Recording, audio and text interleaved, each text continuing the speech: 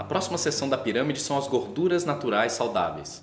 Conforme eu expliquei no primeiro módulo, os estudos recentes estão em harmonia com a sabedoria ancestral em apontar que a gordura natural dos alimentos é possivelmente a mais eficiente forma de energizar o organismo, a melhor forma de combustível.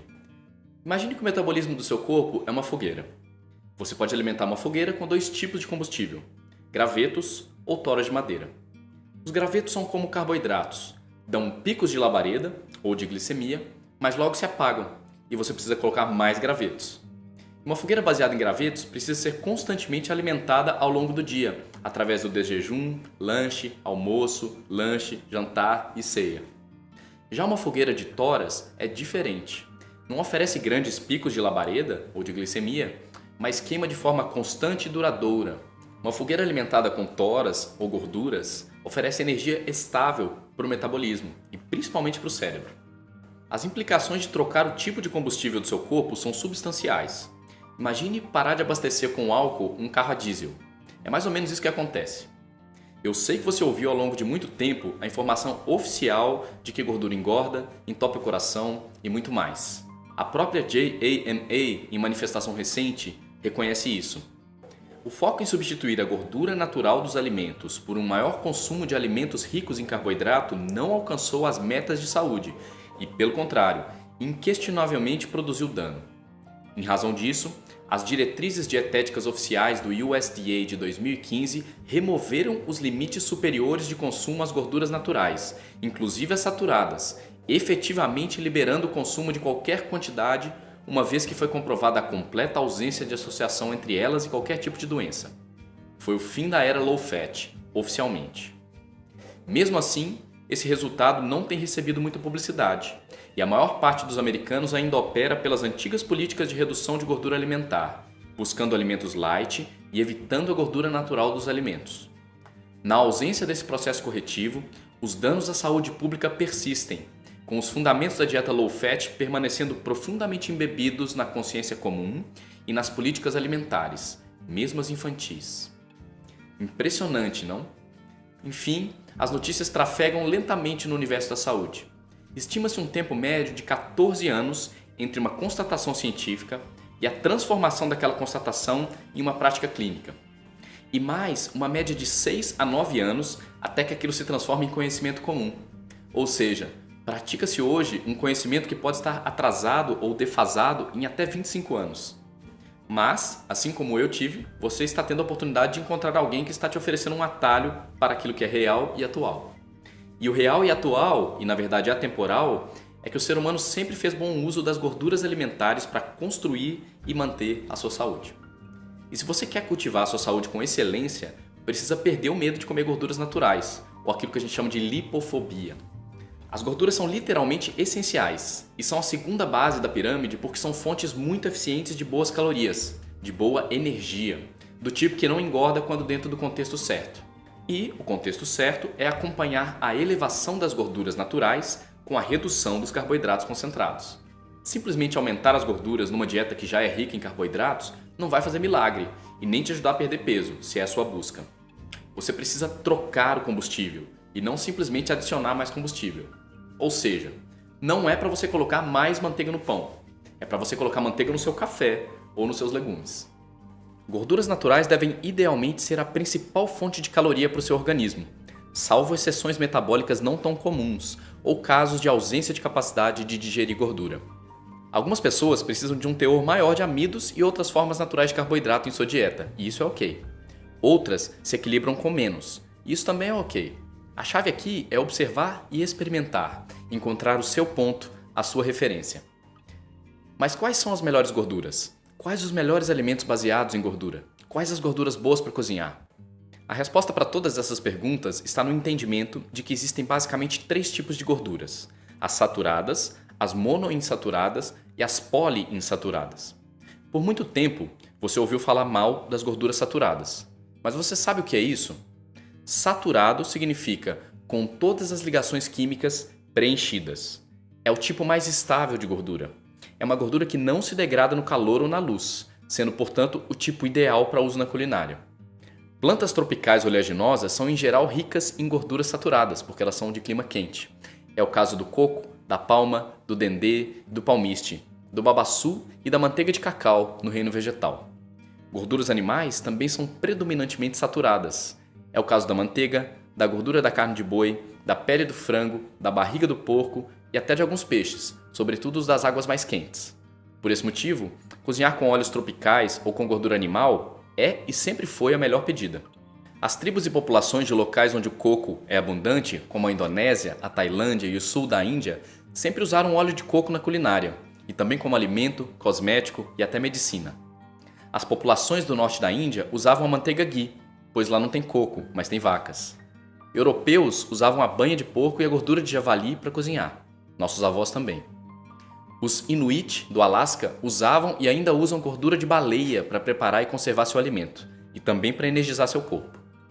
Antigamente, nossos ancestrais não tinham muita escolha, era o que tinha disponível por ali. Hoje, nós podemos escolher. Eu tenho um princípio pessoal de escolher os alimentos não só pelo potencial nutritivo, mas também pelo impacto que aquele tipo de alimento causa. Por exemplo, se a banha de porco e o óleo de coco são equivalentes, e na verdade o óleo de coco é um tanto melhor e mais resistente ao calor, eu opto pelo óleo de coco. Quando eu imagino o processo de obtenção do óleo de coco e imagino o processo de obtenção da banha de porco, eu me sinto mais confortável ao usar um tipo de alimento que necessitou de um mínimo de sofrimento para ser obtido. Se é possível minimizar o sofrimento alheio, eu opto por esse caminho. As gorduras saturadas não são apenas excelentes opções de óleo de cozinha. Elas são uma das mais eficientes formas de energizar o corpo. Vou repetir.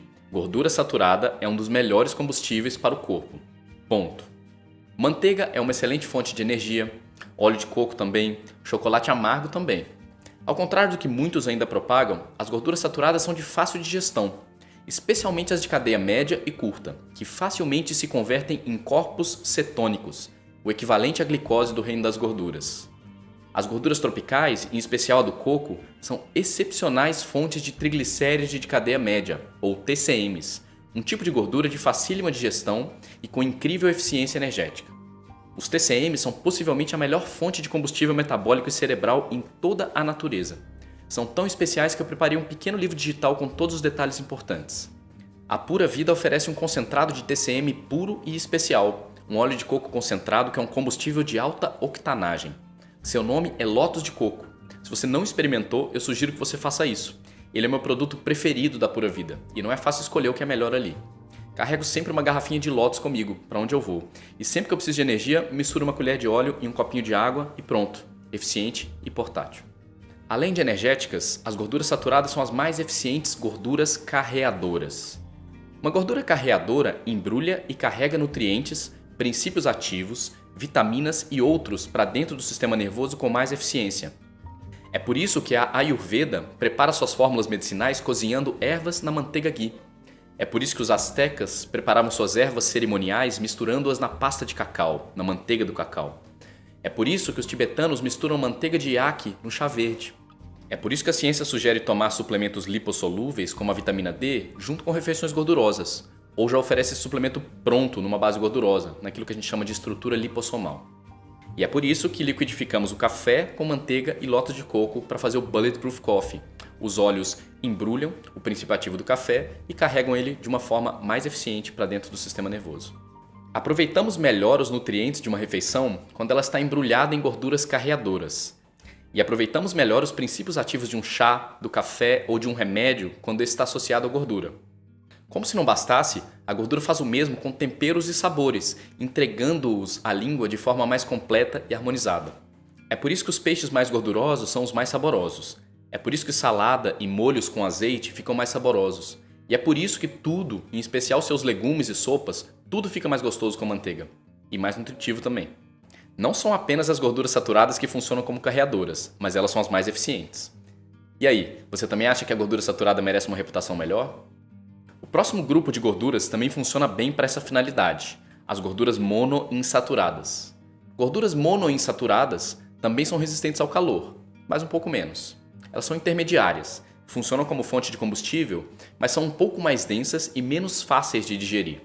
Nem por isso são menos saudáveis, apenas apresentam benefícios diferentes.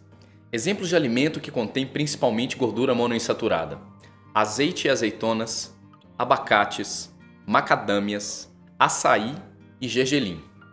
São gorduras que podem ser aquecidas, embora não em temperaturas tão altas, mas que estão em seu potencial máximo quando cruas. Um mito comum é o de que não podemos cozinhar com azeite.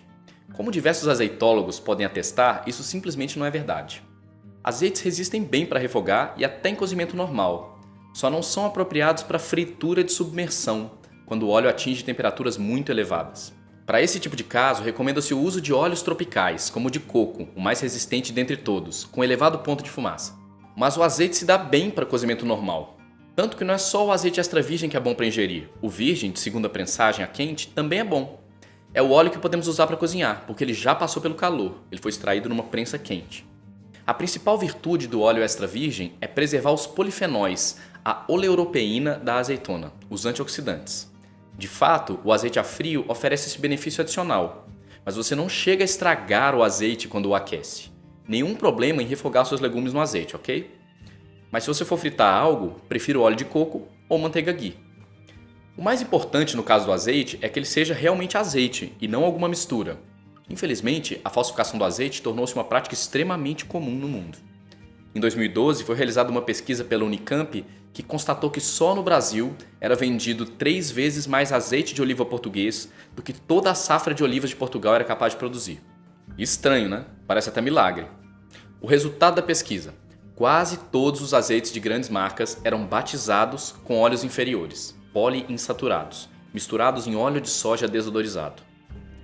Mais adiante eu passo as dicas para te ajudar a escolher nas prateleiras um bom azeite. Mas a primeira dica é: se está muito barato, desconfie. Azeite bom tem valor e tem mercado. Outro exemplo de fonte de gordura monoinsaturada é o açaí, que é chamado de açaí berry, como uma fruta silvestre. Mas a sua característica nutricional é mais semelhante a de um coquinho do que a de uma fruta como o morango ou a pitanga. O açaí é uma fruta oleaginosa. E o abacate, além de ser uma fonte de gordura incrível, é também um coquetel de nutrientes importantes, como a luteína, que protege cérebro e visão. Abacate é um exemplo de brain food, comida para o cérebro, assim como a gema do ovo. Mais um exemplo é a macadâmia, a rainha das castanhas.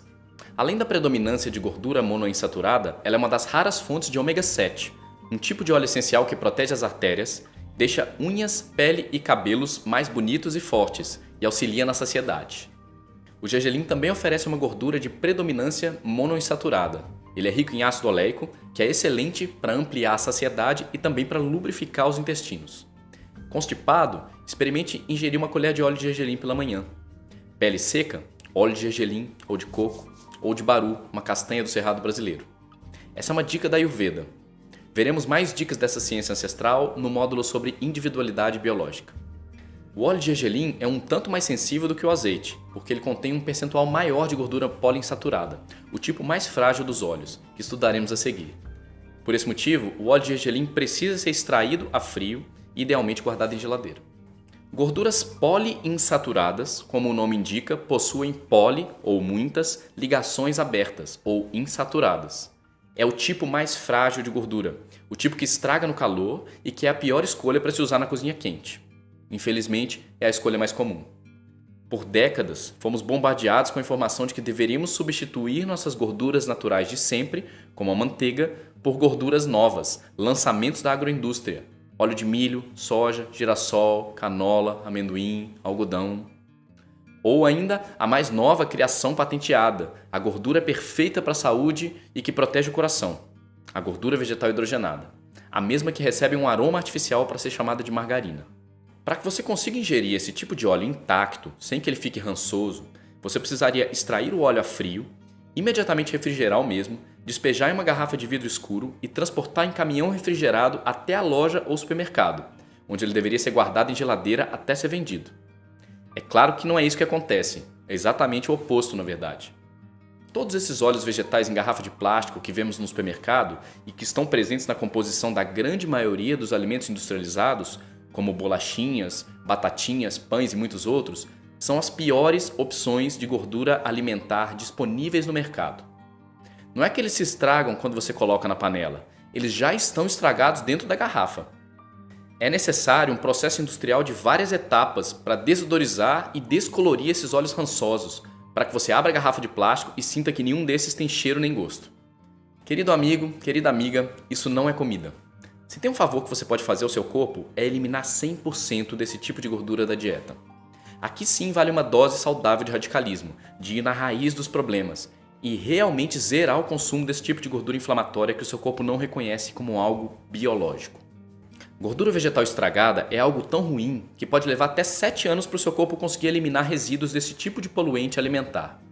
É tão nociva que a Organização Mundial de Saúde estipulou que não existem quantidades mínimas inofensivas. Qualquer quantidade causa dano.